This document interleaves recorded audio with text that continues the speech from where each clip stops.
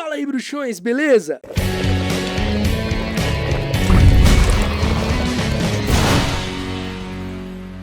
Tá chegando agora aqui no Caldeirão Furado? Então deixa de ser trouxa, se inscreva, ativa as notificações pra você ficar por dentro de tudo que rola por aqui e não esquece que você pode se tornar um membro aqui do Caldeirão Furado e assim ter acesso a benefícios exclusivos como selos que vão ao lado do seu nome e emojis pra você usar nos comentários aqui dos episódios. Você também pode contribuir através do botão valeu, assim o seu comentário fica em destaque entre os demais. Ou mandar sua pergunta pro Papo Furado, QR Code na tela ou link na descrição. Muitas vezes a gente acha que entendeu alguma coisa, mas entendeu errado. Ou então a gente vê uma explicação sobre algo e acredita naquilo. E aí, adivinha só, aquela explicação tá errada também. Existem muitos detalhes em Harry Potter que parecem ser uma coisa, mas na realidade é outra. E hoje nós vamos ver algumas coisas que você entendeu errado em Harry Potter. Voldemort não é capaz de amar porque ele é fruto de uma poção do amor. Muitas pessoas acreditam que o Voldemort realmente era incapaz de sentir amor. Isso porque sua mãe deu uma poção do amor para o seu pai e assim ela engravidou. Depois de um certo tempo grávida do trouxa por quem ela nutria uma paixão secreta e ela fugiu junto, né, depois de dar a poção do amor, ela decide parar de dar essa poção, achando que ele já tivesse desenvolvido um amor verdadeiro e genuíno por ela. Então ela realmente para ali de dar a poção, e então o Tom Riddle, quando sai do encantamento, cai em si, simplesmente abandona a Merope já num estado avançado de gravidez. E aí logo depois ela acaba sendo acolhida lá no orfanato, dá a luz ao Tom Riddle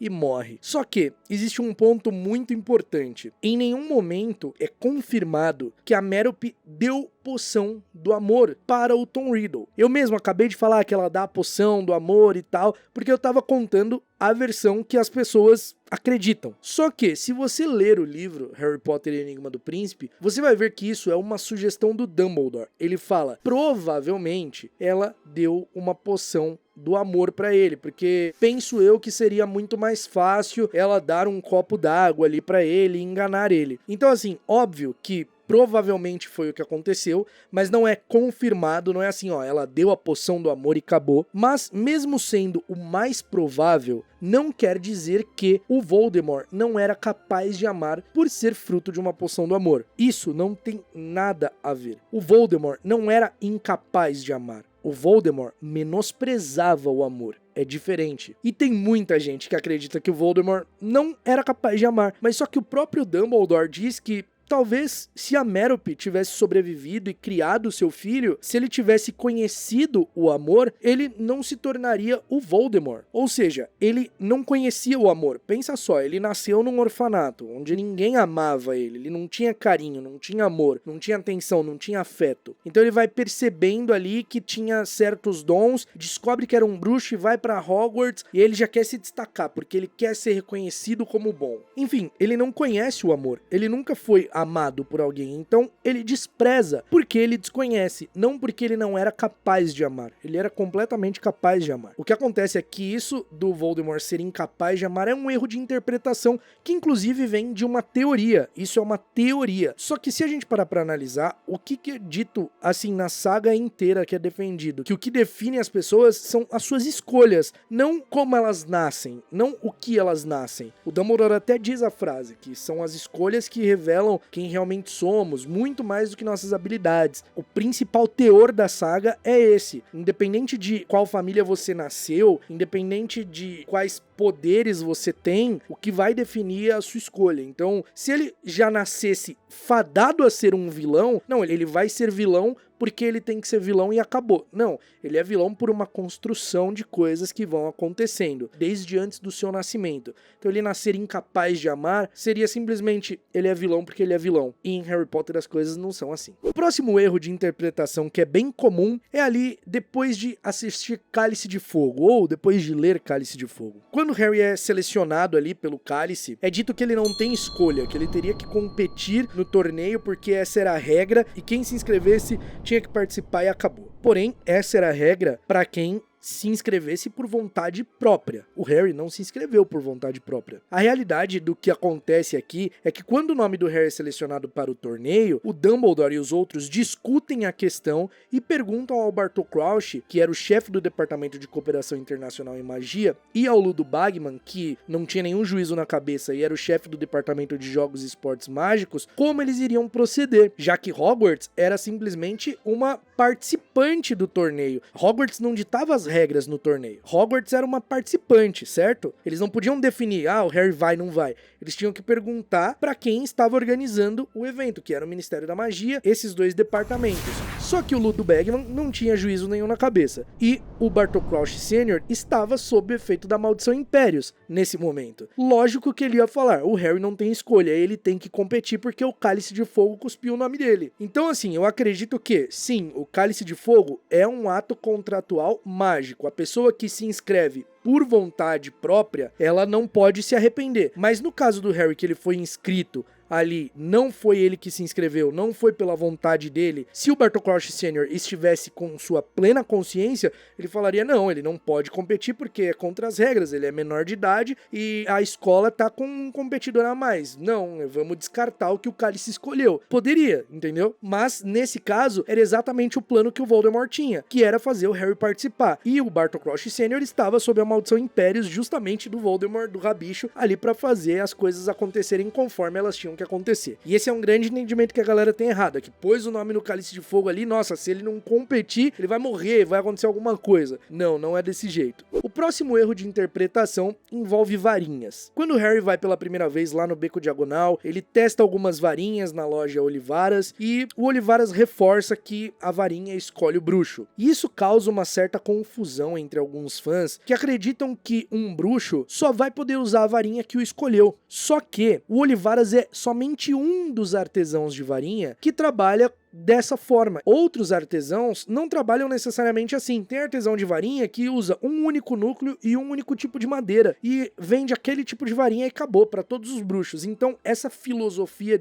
da varinha escolhe o bruxo é muito do Olivaras e de alguns outros artesãos. Então assim, obviamente a varinha que escolhe o bruxo, ela vai ter uma eficácia muito maior que as outras, mas não quer dizer que o bruxo não consiga de jeito nenhum usar outra varinha, que ele vai pegar uma varinha que não escolheu ele e aí ele, sei lá, a varinha não vai funcionar ou qualquer coisa do tipo. Pode parecer bobo, mas realmente tem gente que interpreta dessa forma. O Harry usa outras varinhas além da varinha dele, como a da Hermione, que ele pega emprestado quando a dele se quebra, e aquela varinha de ameixeira brava, e depois ele acaba até desarmando o Draco e a varinha do Draco passa a ser dele. Então assim, não quer dizer que só a varinha que escolheu o Harry vai funcionar com ele. Outras varinhas também vão funcionar, só que o próprio bruxo vai sentir uma estranheza ali, não vai sentir tanta confiança de usar aquela varinha. Não quer dizer que ela não vai funcionar, tipo, não vai sair nenhum feitiço. Em Pedra Filosofal também acontece uma coisa que dá margem para um erro grande de interpretação da galera. O Hagrid precisa se livrar do dragão, do Norberto, e aí o Ron manda uma carta pro seu irmão para tentar ajudar de alguma forma, e aí o Carlinhos manda uns amigos passarem lá para pegar o dragão em Hogwarts. E os amigos fazem isso, eles vêm ali próximo à meia-noite e de vassoura eles pegam o dragão na torre mais alta lá de Hogwarts, levam o dragão embora. E muita gente não entende como isso acontece, porque Hogwarts não tem os feitiços de proteção. Como que eles entraram ali? Bom, eu confesso que até eu também interpretava isso dessa forma. Mas só que se a gente parar pra analisar, a comparação que a gente pode fazer disso é lá em Enigma do Príncipe, quando o Harry e o Dumbledore estão voltando de Hogsmeade depois de ir lá na caverna da Horcrux, e eles usam as vassouras da Madame Rosmerta, né? É dito ali no livro que o Dumbledore tava murmurando alguma coisa, obviamente desfazendo os feitiços de proteção da escola para que eles pudessem entrar de vassoura. E aí, vendo isso, a gente questiona, pô, e como lá no primeiro livro eles conseguiram entrar de boa? Acontece que, no primeiro livro, a gente tem uma atmosfera de paz, né? Embora alguns bruxos como Dumbledore suspeitavam de que o Voldemort poderia tentar retornar, eram tempos de paz, não tinha guerra bruxa acontecendo nem nada. Então os feitiços de proteção que estavam ali na escola, eles funcionavam de uma forma um pouco diferente. Aquelas pessoas, elas não queriam fazer mal algum a Hogwarts, então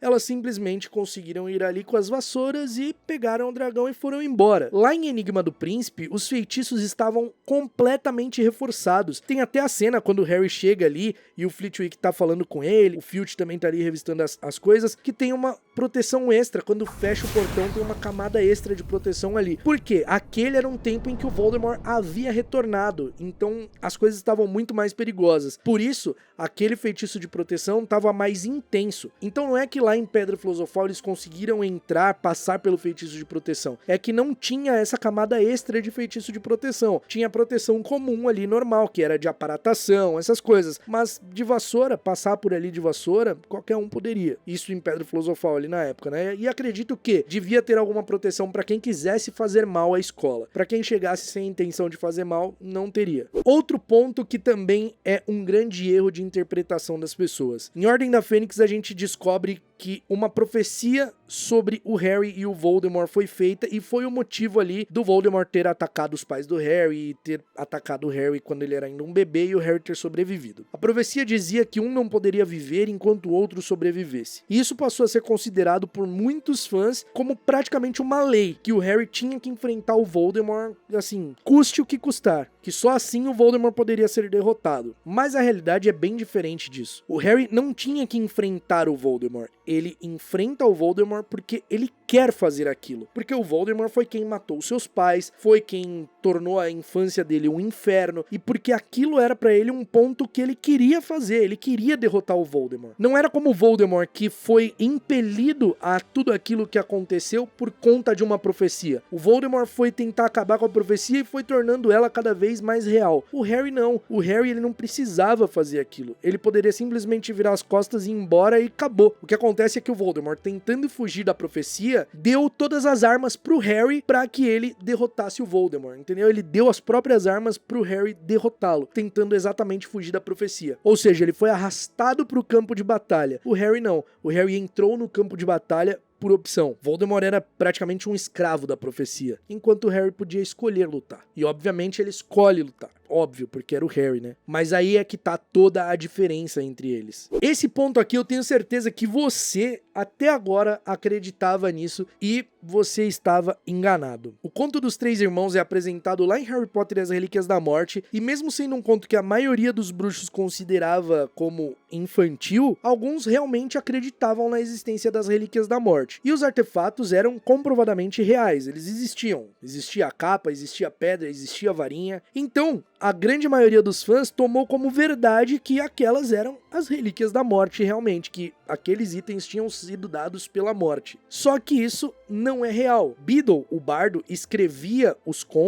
seus contos, as suas histórias, baseado em histórias de pessoas. E os contos de fadas dos trouxas têm magia, tem coisas sobrenaturais, criaturas. Só que pros bruxos não faz sentido ter essas coisas, por quê? Porque eles já têm magia, eles já têm criaturas fantásticas. Então eles usam esses contos para passar algumas lições de moralidade e usam coisas que são sobrenaturais para eles, como por exemplo a personificação da morte. Os irmãos do conto encontram a morte ali porque eles burlaram, né? Eles construíram uma ponte ali para atravessar o rio e simplesmente enganaram a morte porque eles deveriam ter ido pelo rio se afogar. Só que isso é um conto infantil apenas, não é a realidade, não aconteceu. Os irmãos que inspiraram a história do conto nunca encontraram a personificação da morte, porque a personificação da morte não existe, ela não é uma coisa real. Tanto é que os bruxos podiam simplesmente ter aparatado pro outro lado do rio, eles podiam simplesmente ter feito um feitiço cabeça de bolha para atravessar o rio, eles poderiam ter feito qualquer coisa, não só conjurar uma ponte, entendeu? Eles poderiam ter feito qualquer coisa, porque eles eram versados em magia, eles eram poderosos. O que acontece é que os irmãos Peverell foram os criadores desses objetos, eles foram os inventores desses artefatos. Se você não acredita em mim, talvez você possa acreditar no Dumbledore. Então é verdade,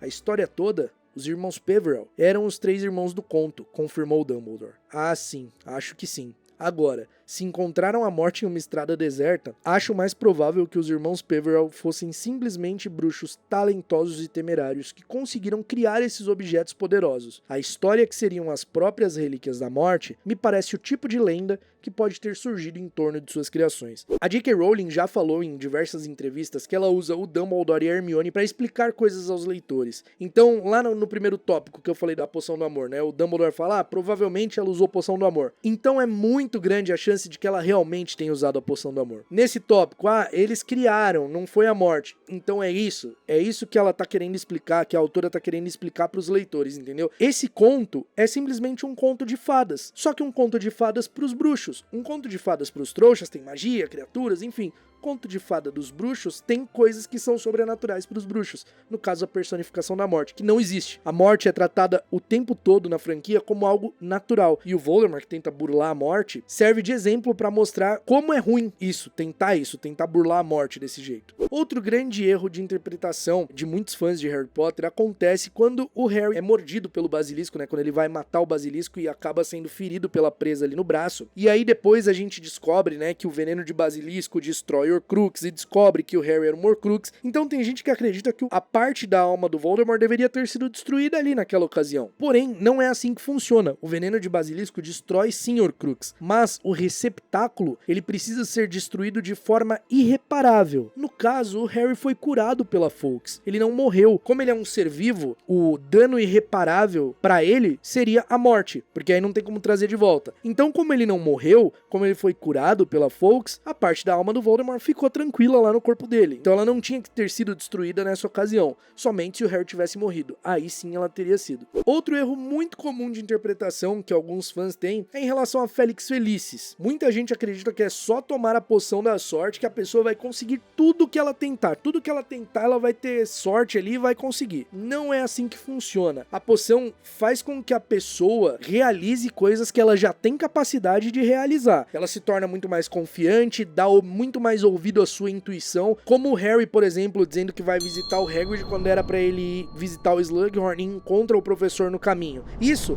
é porque o Harry, sob o efeito da poção, ele dá ouvido à sua intuição. Se ele tivesse ido na sala do Slughorn, o Slughorn não tava lá, ele tava no caminho lá pro Hagrid, né, pra cabana do Hagrid. E então o Harry ouve a intuição dele e fala, pô, acho que eu vou ver o Hagrid, e aí ele vai lá e encontra o professor, e ele acaba conseguindo a memória do Slughorn. Mas isso, a própria Hermione diz, você conseguiu a memória dele porque você sempre teve a capacidade de conseguir essa memória. Você não estava conseguindo um jeito de acessar isso, só não estava conseguindo uma forma de fazer. Ou seja, ele sempre teve a capacidade. Se a pessoa quiser, vou dar um exemplo muito besta, se a pessoa quiser voar, mas ela não voa, tipo assim, ela quer voar sem o auxílio de nada, e aí ela toma Felix Felicis e sobe lá num lugar muito alto e se joga, o máximo que vai acontecer é ela ter a sorte de não se matar, de não morrer, entendeu? Ela não vai começar a voar ali, porque a poção não dá a capacidade da pessoa ter sucesso em tudo que ela tenta. A poção só dá a capacidade da pessoa realizar aquilo que ela já é capaz. Deixa um pouco mais fácil, dá aquele empurrãozinho, sabe? O próximo grande erro de interpretação que acontece entre os fãs de Harry Potter é que o Chapéu Seletor só considerou mandar o Harry pra Sonserina porque parte da alma do Voldemort vivia dentro dele. Mas isso também tá errado, porque somente uma pequena parte da alma do Voldemort vivia dentro do Harry. O Harry tinha a alma dele inteira ali pra dar influência ao Chapéu Seletor. E o Harry tinha sim características da Sonserina. Isso ia além dele ter uma parte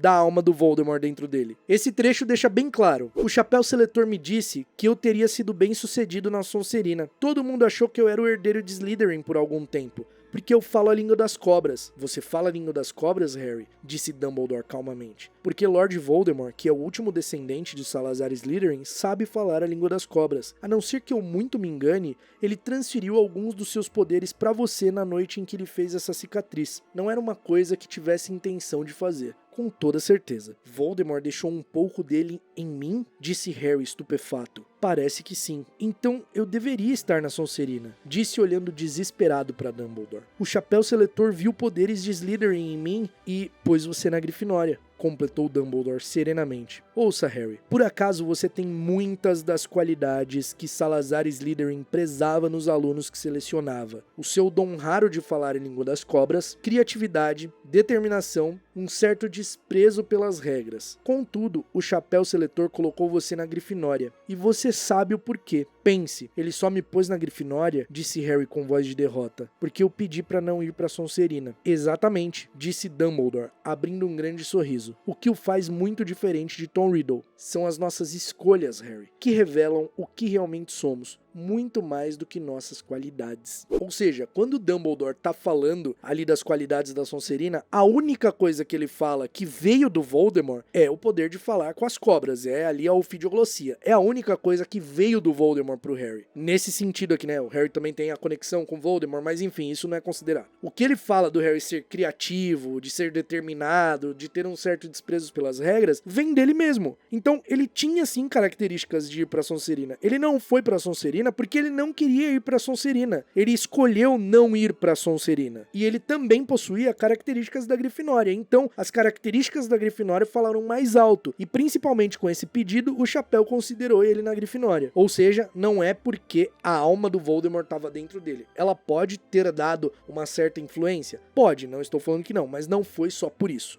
O Harry tinha, sim, características bem sonserinas. O próximo ponto que a galera dá uma interpretada meio errada ali é que a espada de Godric Gryffindor pode destruir Horcruxes. A grande realidade é que a espada não destrói Horcruxes. É o veneno de basilisco que destrói. O que acontece é que a espada estava impregnada com o veneno de basilisco porque o Harry usou para matar o basilisco na Câmara Secreta. Só assim ela tinha o poder de destruir Horcrux. Se o Harry não tivesse usado a espada para matar o basilisco, ela não serviria para destruir Horcrux. A espada teria que absorver alguma coisa que destrói Horcrux para ter essa capacidade. No caso, foi o veneno do basilisco. E por último, mas não menos importante, esse daqui parece até meio bobo, mas tem muita gente que acredita nisso. Que se o Voldemort não atacasse o Harry primeiro e escolhesse atacar o Neville, ele que seria o menino que sobreviveu, ele que teria o raio na testa, o Voldemort teria sofrido a queda com ele. Mas não necessariamente era isso que iria acontecer. Muito provavelmente